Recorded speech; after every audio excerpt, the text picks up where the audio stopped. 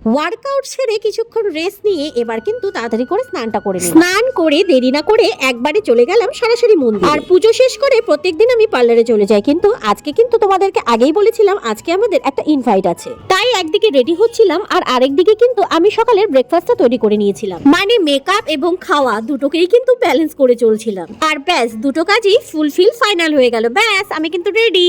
আর আমার শাড়ি পরে কেমন লাগছে গো সবাই একটু জানিও তো। জানো তো এই শাড়িটা কিন্তু অনেক দিন পরে পরলাম, প্রায় কয়েক বছর পর। আর এই যে আমরা কিন্তু সবাই রেডি হয়ে এবার চলে যাচ্ছি এঙ্গেজমেন্ট পার্টিতে।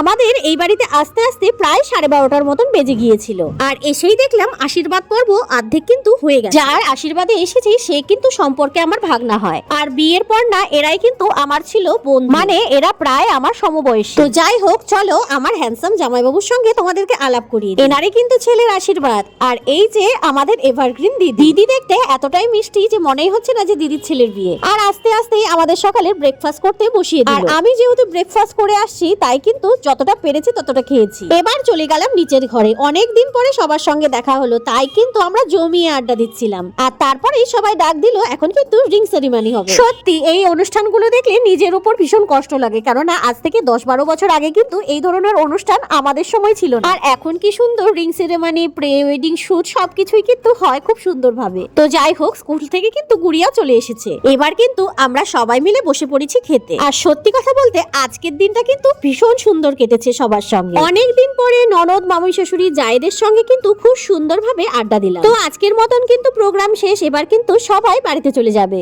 এই দেখো না, দেখে মনে হচ্ছে যে আমাদের গল্প এখনই শেষ হয়ে গেছে। তো থাক, কিছুটা বিয়ের জন্য বাঁচিয়ে রাখি। আশীর্বাদে তো গল্প অনেক হলো, বিয়ের সময় কিন্তু অনেক গল্প করতে হবে। তো ভিডিওটা কেমন লাগলো অবশ্যই কিন্তু জানাতে ভুলো না। টাটা।